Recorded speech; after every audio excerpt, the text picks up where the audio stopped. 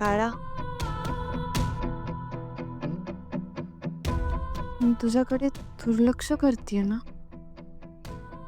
पण मी काय करू रे? एका अशा वादळात अडकले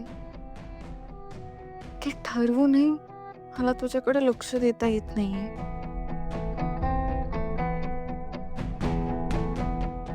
तू येण्याची बातमी मला कोणाला सांगता येत नाहीये, कारण मी एका एका अशा दलदलीत अडकले की मी किती हातपाय मारले ना,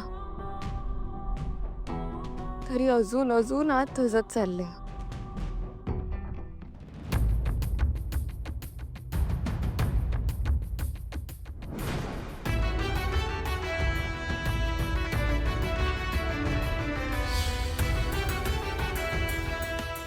बाळा, तुला माहितीये, मी आणि तुझ्या बाबांनी तुझ्या येण्याची किती स्वप्न रंगवली होती.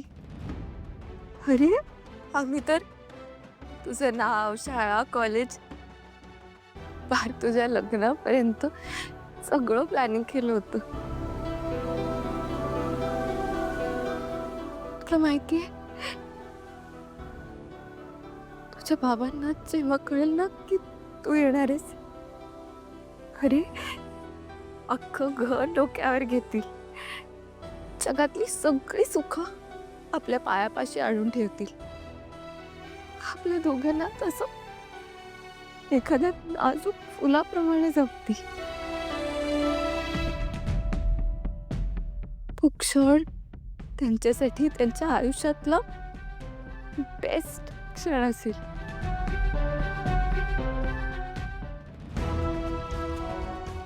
पण काय दुर्दैव आहे ना, मला त्यांना ही बातमी सांगता येत नाहीये आणि त्यांना हा आनंद साजराही करता येत नाही. हे बाळा, पण तुझ्या बाबांची काही चूक नाही आहे यात.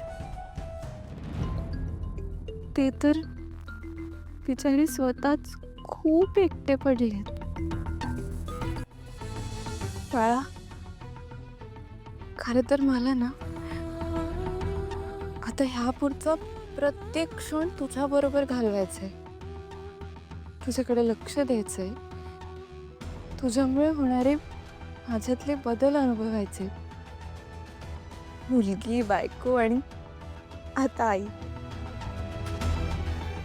हा प्रवास मला मला एन्जॉय करायचा आहे रे.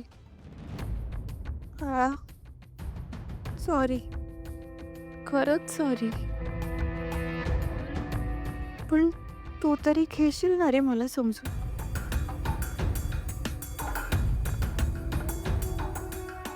कारण आता ह्यापुढे कायमच मला तू आणि तुला मी.